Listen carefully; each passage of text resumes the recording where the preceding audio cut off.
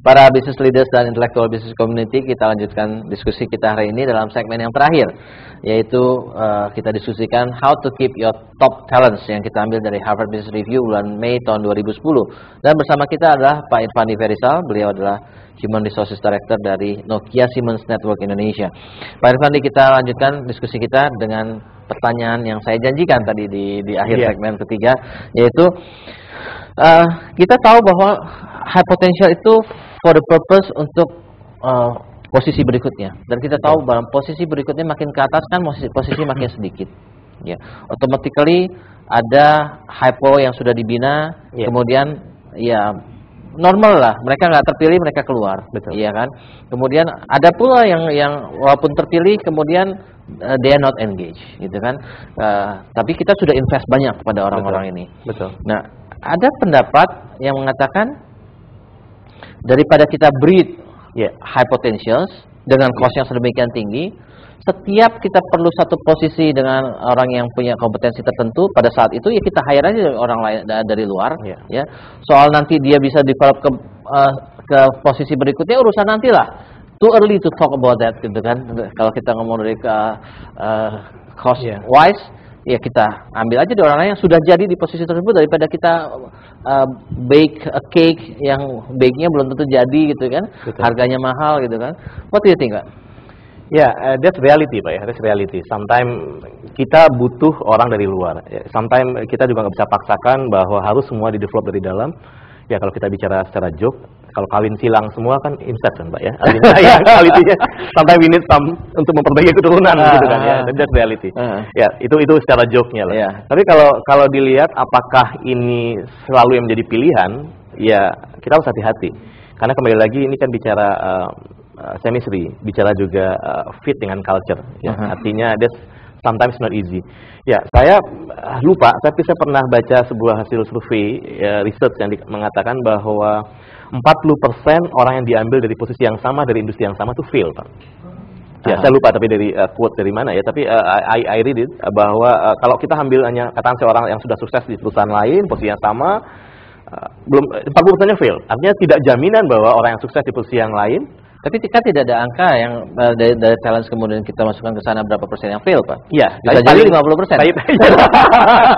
Tapi kalau kita coba lihat bahwa ini suatu hal yang kalau bahasa kita tidak beli kucing dalam karung kan, Pak. Kalau ini adalah suatu hal yang kita cuma berdasarkan referensi, kita berdasarkan hasil pengamatan, hasil assessment, tapi ini adalah suatu hal yang sudah punya track record yang kita sudah bisa ada identifikasi risk dan analisa all possibilities-nya. Barangkali jauh secara risiko kita bisa manage. However, tapi kembali lagi, ya tidak bisa dipaksakan kan, Pak. Kalau memang tidak ada yang siap, that's reality. Sometimes organisasi, especially karena kita bergerak di bidang telekomunikasi yang bergerak begitu cepat, sometimes we need new blood ya, to accelerate our competencies. Jadi jawabannya dua, Pak ya, masalah culture. Apakah company itu heavy in culture? Betul. Kalau heavy in culture, mungkin kalau orang lain masuk dari luar itu berat juga untuk mereka adjust, gitu ya. Betul. Tapi kalau culture-nya easy culture gitu, mungkin kita gampang untuk easy atau berat itu kan kembali kepada suitability ya, Pak ya. Suitability.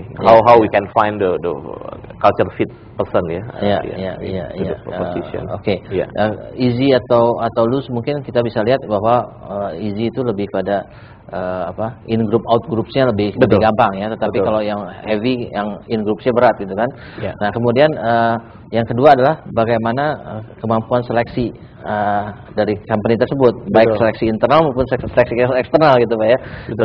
Kalau dalam arti kata seleksi internal itu give you more chance dengan time period yang lebih lama untuk bisa lebih mengevaluasi dibandingkan kalau kita rekrut dari luar.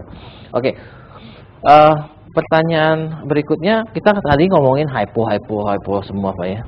Yang non hypo ini gimana? Apa nasib mereka, Pak? Gitu loh. Apa yang mereka? Ya, kembali lagi saya sampaikan tadi, Pak, filosofi NSN bahwa all employees adalah talent. Sehingga kita juga sampaikan bahwa hypo, yes, we have special program for them.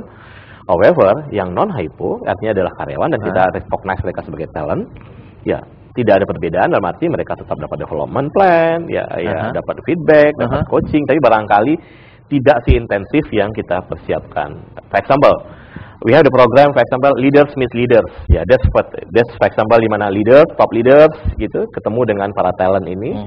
Ya, itu tentu karena kelas yang limited kita prioritaskan kepada para top talent. Ya, tapi kalau kembali kepada program development plan normal, ya tentunya yang non hypo tetap berjalan. Jadi you mean ada bridge juga dari non hypo ke hypo gitu Pak ya? Di mana non hypo kalau you perform sesuatu you bisa masuk ke hypo juga. Itu tidak itu tetap live ya. Artinya suatu hal yang selalu bergerak di mana satu saat bisa dan tiap tahun berubah Pak. Ada satu saat orang ada di kategori hypo ini ya satu saat bisa turun. Ya karena mungkin performanya atau kenyataannya tidak. Pak. Kenyataannya dari full hypo ya misalnya 200 orang itu tersebut berapa newcomer dari yang tadinya non hypo bisa masuk hypo? Berapa persen? Iya, kalau kita katakan mungkin bisa menambah setiap tahunnya berganti begitu Pak ya, additional around 2-3%. 2-3% ya? Ya bisa masuk, ya karena mereka selama ini nggak kelihatan, nggak terlihat. Ternyata setelah mungkin kembali lagi the right man and the right bus. 2-3% yang masuk dari yang non hypo bisa pindah jadi hypo. Ya, karena mereka kembali lagi bahwa ternyata ya kadang-kadang nih kembali lagi pengamatan, ketajaman. Mereka bisa eksplorasi lebih baik dan kelihatan ternyata tuh ada talent yang ketinggalan, kita naikkan lagi. Nah, tapi kembali lagi yang di sini bisa drop out. Bisa drop out atau keluar kan, Pak ya. Tapi yang drop out juga bisa, for example, we expect somebody to be high potential talent, tapi kemudian bisa saja kita tempatkan sebagai biasa-biasanya kita keluarkan dalam grup ini. Kalau yang nggak keluar, Pak, tapi yang di drop out, kira-kira berapa persen? 1% lah. 1%. 1%. Berarti this pool of hypo ini makin lama makin gemuk loh. Awalnya 2-3% keluar 1% gitu kan? Iya, kembali lagi ini kan kembali seleksi alam Pak ya, seleksi alam dalam posisi di mana posisi ini kembali juga begitu ada posisi kosong mereka bisa langsung naik gitu kan ya. Artinya dia kan sudah tidak menjadi untuk talent yang di sini kembali lagi ya. Nah kembali kalau perusahaan apalagi telekomunikasi bisnis, you know that is growing well, meaning dengan posisi yang available ya. Mereka punya opportunity banyak ya. Dan kita kebetulan punya yang namanya IGM, International Job Market, selalu open, jika ada posisi kosong mereka apply. Mereka apply. It also means posisi di sini juga diincar orang lain dong. Betul. Iya. Tukeran kartu lah gitu ya. Betul. Oke, karena waktu Pak Irfandi, kita harus conclude our discussions. Jadi buat para business leaders dan intellectual business community menarik sekali diskusi kita hari ini yaitu how to keep your top talent. Saya kira ini seperti dikatakan Pak Irfandi merupakan concern dari most of companies yang sudah structured. Kalau companies yang masih belum structured, they don't think about top talent lah ya kan. Nah, jadi buat company yang sudah structured sudah mulai mikirkan adanya succession plan itu mereka sudah mulai mikirin siapa nih orang-orang yang kita bina untuk menjadi pemimpin berikutnya. Nah, kalau kita lihat bahwa top talents ini juga nggak gampang dibina, apalagi sekarang ini makin turbulence bisnis, kesetiaan juga makin berkurang. Sehingga kita company bisa membina sebaik-baiknya top talents, tapi top talents nggak punya komitmen untuk company-nya juga percuma juga. Nah, dari diskusi kita lihat liku-likunya bagaimana mengelola top talents, ya.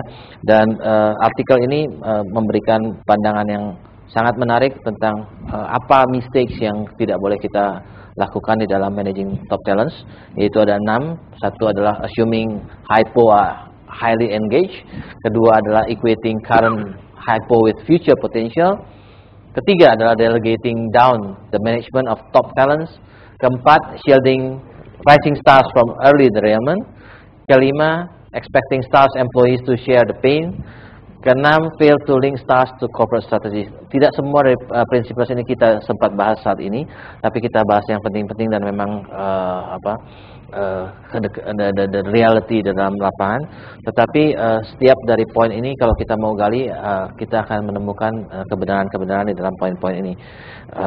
Kita masih punya banyak waktu untuk mendiskusikan di luar dari acara ini. Jadi buat para business leaders dan intellectual business community, kita akan jumpa lagi dalam program CEO Reference berikutnya. Dan saya Dr. Bayu Prayograhi, Executive Director Intellectual Business Community. Sampai jumpa dalam episode berikutnya. Terima kasih.